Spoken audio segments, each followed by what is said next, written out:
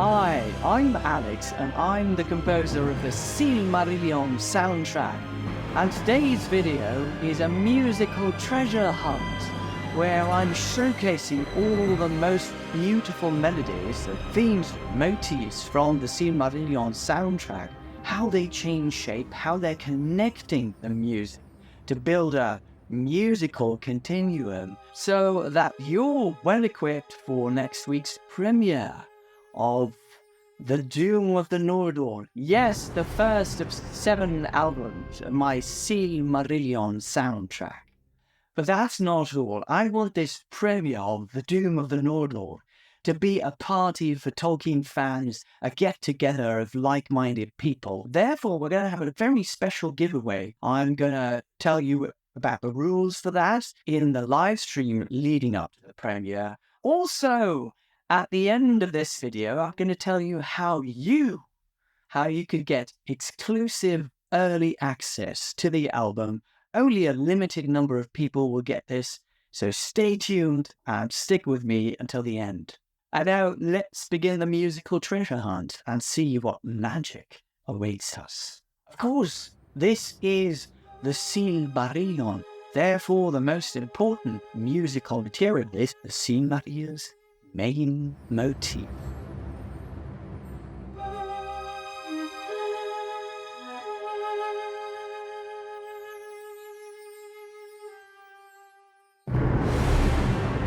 Can you feel how it captures the magic, the allure, how it drives Feanor crazy? Can you feel the mystery and how it draws you in? So I wanted this to be beautiful, simple and malleable, because that's what the Silmarils are, simple stones, but even in the deepest treasuries, the Silmarils of their own radiance shone like the stars above, alluring, drawing you in, drawing Feanor in, of course. After all, this leads to his obsession. He's so dedicated to them that he's willing to go to war with none less but the Valar, the gods themselves.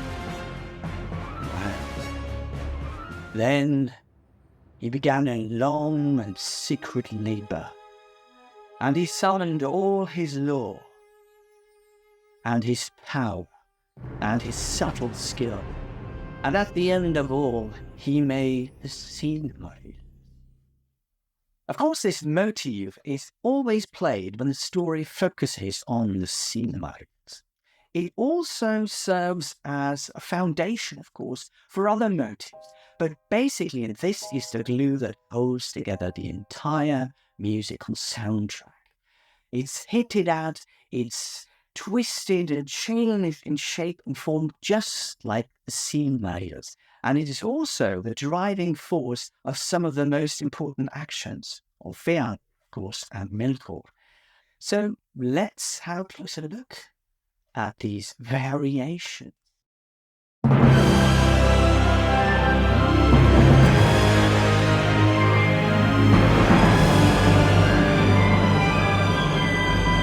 This is Telperion and Laurelin.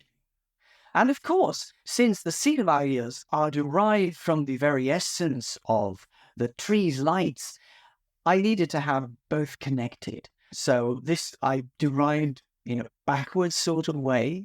And what you can see here, it's the same chords, only that for Telperion and Laurelin, of course, we're using major chords to capture the glory and the grandeur, the blessed realm.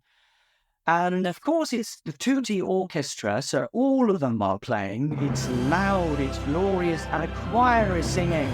Then, of course, in The Oath of Feanor, we're setting the scene, a dramatic scene on the holy mountain, in Tirion upon Tuna.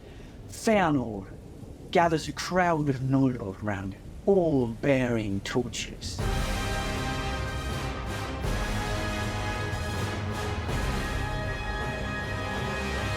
And here we have just the same harmonies.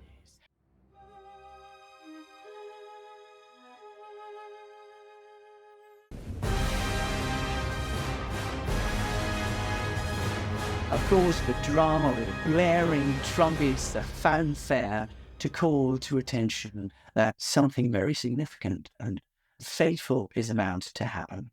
And of course, throughout the Oath of Feanor, and I'm not giving away too much, the motif is actually played backwards, sometimes it's mirrored, just twisted in shape here and there, but it's always present in harmonic shape and in the melody.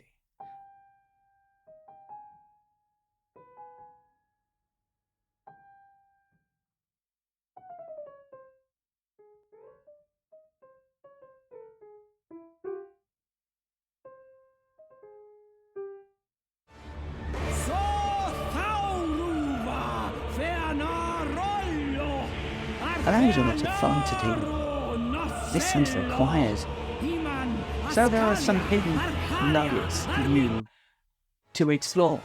Then, of course, the doom of the world, the main theme, capturing this enormously tragic atmosphere, this mood that I find is absolutely characteristic of the Silmarillion, how everything is kind of doomed to fade away, tragically, or to die.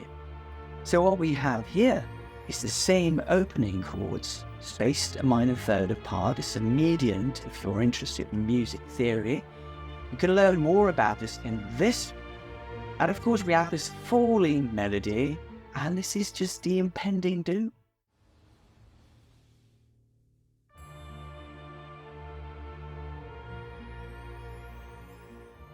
Then later on in this, when Thingol has made it to the Gates of Angband, and he has challenged Noldor, and then Menegroth comes forth from his iron throne. And you hear this?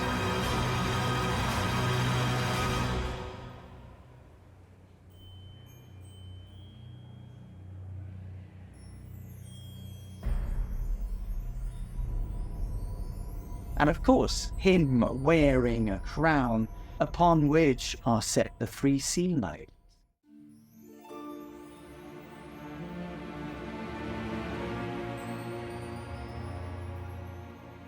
This is the theme for Menegroth. I think it's the theme for the Nauglamir, but only in this specific time frame, when Thingol wants to have the Silmarils set into it by the dwarves.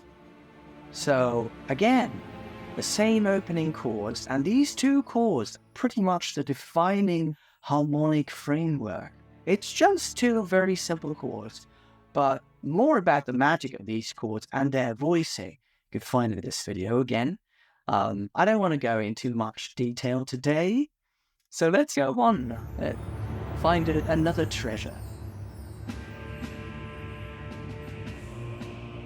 The dwarves, of course, are lusting for the Silmaril. Can you feel the fire in their eyes? In the end, they're even dancing. They're intoxicated, really. They're dancing because they want to possess the Silmarils. They see themselves possessing this treasure. And then in the end, the last chord, Thingol's dying cry, as it were. Listen, during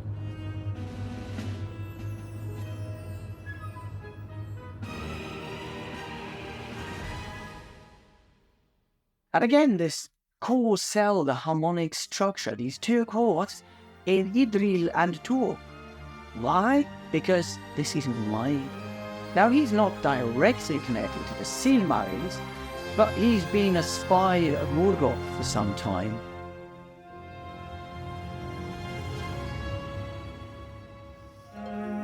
And whenever I musically talk about Menegroth, I don't use his motif so much, I hint at it, but I mostly use the Silmarils motif, making this his driving force, because his influence is so subtle, not overt, very subtle. I only use his main motif when he really comes out in full force in all his dark glory, and with his armies and his dragons and his band.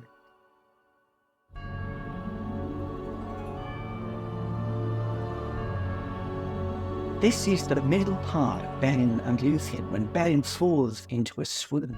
This is his quest for the Silmaril.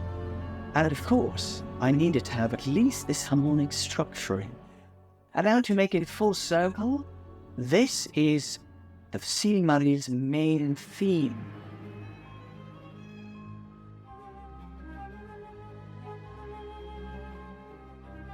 Which means it's a bit more of an expanded version motif. And here we have all three Silmarils play. Can you see and hear how they're interwoven? First one with one instrument, then another, and then a third, and then they're playing and then leading to a dance. For me, it's like intoxicated again. Feanor is dancing in a sort of twisted union with the Silmarils. Crazy, right? But that's exactly what I wanted to capture. And underlying this, a cello line there.